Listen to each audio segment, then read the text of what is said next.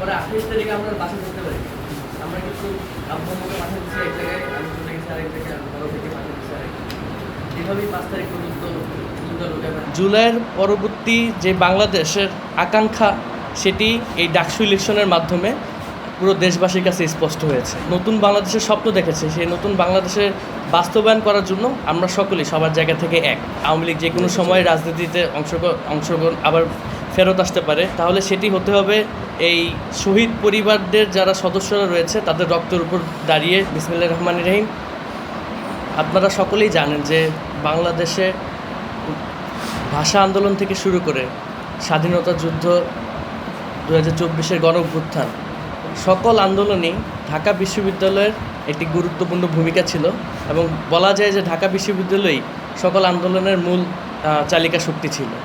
তো সেই জায়গা থেকে আমরা এই 2024 পরবর্তী বাংলাদেশে যেই সুস্থ এবং সুন্দর ডাকসু নির্বাচন দেখতে পেরেছি এবং যেই নির্বাচনের যেই উৎসবমুখর পরিবেশ আমরা দেখতে পেরেছি, তার মাধ্যমে জুলাইয়ের পরবর্তী যে বাংলাদেশের আকাঙ্ক্ষা, সেটি এই ডাকসু ইলেকশনের মাধ্যমে পুরো দেশবাসীর কাছে স্পষ্ট হয়েছে। এবং সেই জায়গা থেকেই আমরা আজকে এই ডাকসুর নবনির্বাচিত যে ভিপি সাদিক কায়েম ভাই এবং আরও যারা সদস্য রয়েছে তাদের সাথে দেখা করতে এসেছি এবং তাদের সাথে শুভেচ্ছা বিনিময় করতে এসেছি এবং আমরা বিভিন্ন বিষয়ে কথা বলেছি, কিভাবে এই জুলাই পরবর্তী শহীদ আহতদেরকে নিয়ে আরও কিভাবে ভালো করে কাজ করা যায়, ডাকসুর সাথে কিভাবে একত্রিত হয়ে আমরা এই জুলাইকে আরও কিভাবে ফুটিয়ে তুলতে পারি মানুষের সামনে, আরও কিভাবে বাঁচিয়ে রাখতে পারি, সেইগুলো নিয়েও আমাদের মাঝে আলোচনা হয়েছে। এবং আমরা সকলেই আসলে এক জায়গার থেকে এক। আমাদের মধ্যে বিভিন্ন রকম মতাদর্শের পার্থক্য হতে পারে, কিন্তু এই জুলাইয়ের শহীদ আহত এবং জুলাই এই শহীদ আহতরা যেই নতুন বাংলাদেশের স্বপ্ন দেখেছে, সেই নতুন বাংলাদেশের বাস্তবায়ন করার জন্য আমরা সকলেই সবার জায়গা থেকে এক এবং আমরা সবসময় একসাথে কাঁধে কাঁধ মিলিয়ে কাজ করে যাব।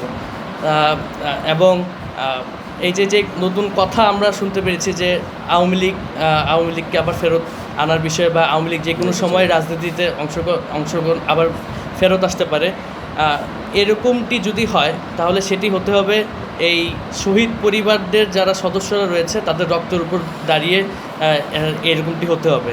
আমি জানি না বাকিরা কি করবে না করবে, কিন্তু আমার বিশ্বাস যে এই যে 1500 শহীদ পরিবাররা রয়েছে তারা সবসময় রাস্তায় থাকবে এবং তাদের রক্তের উপরে একমাত্র সম্ভব এই আওয়ামী লীগকে আবার পুনর্বাসন করা, এ ব্যতীত সম্ভব নয়। তো আবারও ধন্যবাদ জানাচ্ছি এবং আজকের দিনটি খুব সুন্দরভাবে কেটেছে আমাদের মধ্যে এবং ডাকসুর সম্মানিত ভিপি সাদিক ভাই খুব আন্তরিকতার সাথে আমাদেরকে এখানে গ্রহণ করেছে এবং আমাদেরকে পুরো ডাকসুটা ঘুরিয়ে দেখিয়েছে। এবং ডাকসুর যেই মিউজিয়ামটি হয়েছে জুলাই গণঅভ্যুত্থান নিয়ে, সেই মিউজিয়ামে আপনারা যদি যান দেখতে পারবেন বিভিন্ন শহীদদের এবং জুলাইয়ের যেই মেমোরি ছিল সেই মেমোরিগুলো ফুটিয়ে তোলা হয়েছে। এবং এটি ডাকসুর ভিপি সাদিক কায়েম ভাইয়ের নেতৃত্বে এই মিউজিয়ামটি করা হয়েছে, যার কারণে পুরো শহীদ পরিবারদের এবং প্রশাসন এবং সাদিক কায়েম ভাই ওনাদের নেতৃত্বে এই মিউজিয়ামটি করা হয়েছে। তার জন্য পুরো শহীদ পরিবারদের পক্ষ থেকে আমরা এই ডাকসু এবং এই ঢাকা বিশ্ববিদ্যালয়ের প্রশাসনকে আমরা আমাদের অসংখ্য ধন্যবাদ জানাচ্ছি। ধন্যবাদ। হসপিটালে ওপেনলি যেতেও পারবো, আমার হসপিটালে যখন ভর্তি নার্স বলে আমার সামনে হাসিনা বিরুদ্ধে এরকম করছে, তাদের জন্য এগুলোই ঠিক আছে আমার সামনে।